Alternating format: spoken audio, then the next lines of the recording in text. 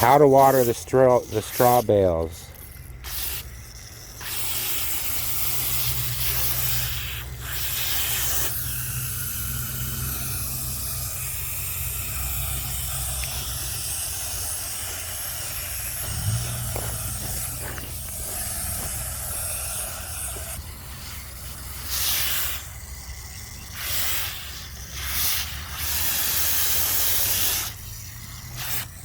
You don't want to overrun the straw bales. We're having a lot of runoff.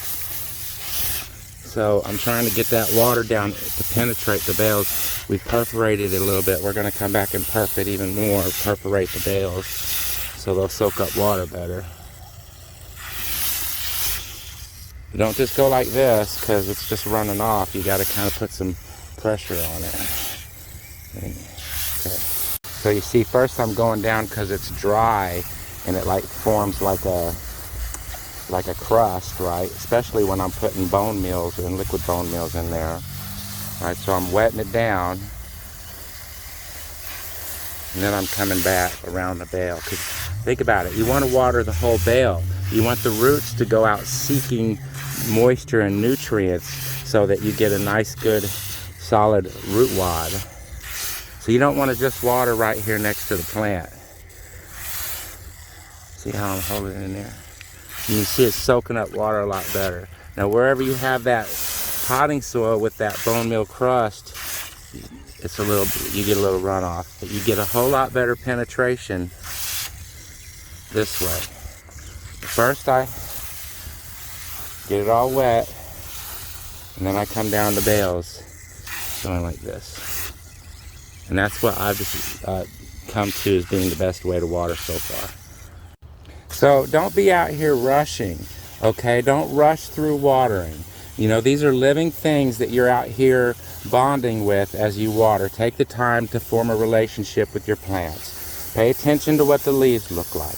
Pay attention to how the tops look like versus the lower leaves. Pay attention to what the plant's telling you about its needs. If it's not taking up nutrients right, what's going wrong? Well, out here, we were watering on the surface and we were not getting a good penetration with our moisture. So don't rush. Consider this an opportunity to be mindful and present in the garden and nurture your plants. Take your time when you water them. Now, if you were to look at these two plants, these pepper plants here and those tomato plants back there, which one do you think is going to need more water right now? Well, the larger the plant, the more water it's going to take. And you'll see that as they grow through the cycle, especially when they're fruiting and rooting. It takes a lot of water to put on fruit.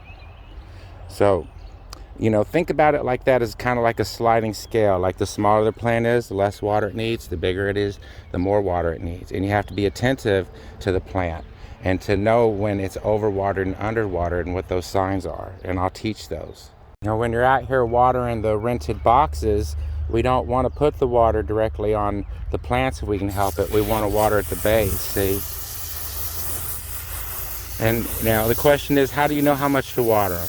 Well, in the summertime here, especially without mulch, it's going to take a lot of water, especially for tomatoes. We talked about how tomatoes, you know, or how as fruit comes on, it takes a lot more water, right? You know, now you can go like this, you know, put a finger in here and check down. And if it's dry down there, then it needs watered, right? But if you don't want to mess with that, like maybe you got nice nails or something and you don't want to get your hands dirty.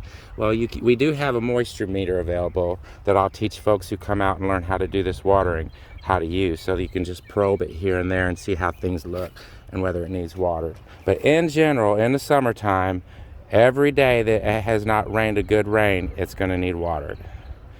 So, like I said, I'm doing my best. Oop.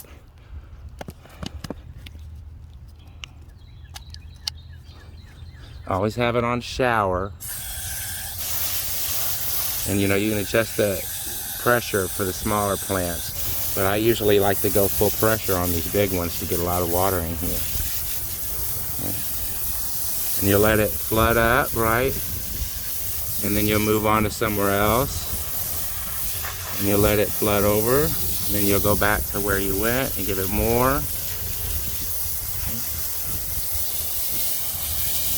Now, as we go on, I'll teach how to prune and trim on the tomato plants. I like keeping the base clear for watering purposes and for feeding. You know, on these kind of plants that sprawl out, go in there like that. But if you get water on them, it's not the end of the world. Don't be stressing about it. But just do your best to keep the water off. There goes C-130s.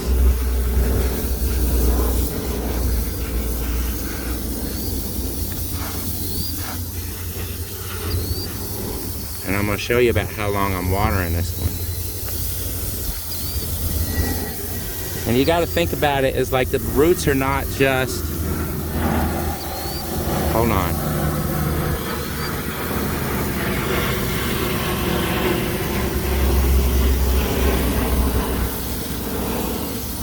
The roots are not just right around the plant right here. Tomato roots can go out a whole 4 foot, which is as wide as this bed and 4 foot deep. So when you water, you don't water just around the plants. You water the whole bed, the whole box.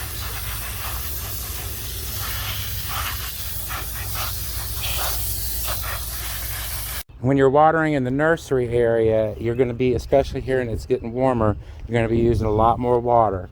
You know, and you try to do the same thing with them. You try to stay off of the tops, off of the foliage as much as possible, and water here at the base. I got a kink in my line I have to deal with. Okay, as I was saying, you want to water at the base. All right, turn it down a little bit. You don't have to have it on so hard. And then up here with these in the trays, they dry out real fast too. They're mostly peppers that can take it. You want to turn it on real slow.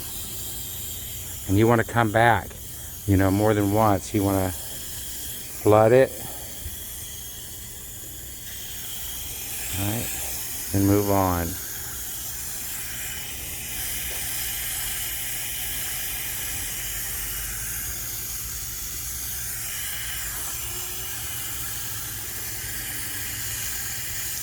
You know, it needs to soak in, so you go back and do it again. And you keep doing it until you feel it and it feels heavy, which that one does. We also water all of these grow bags, and we feel them too. That one's heavy. Good. See them over there?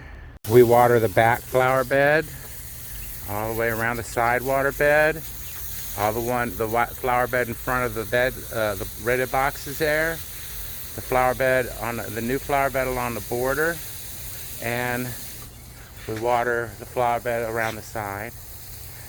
We water the patio raised beds,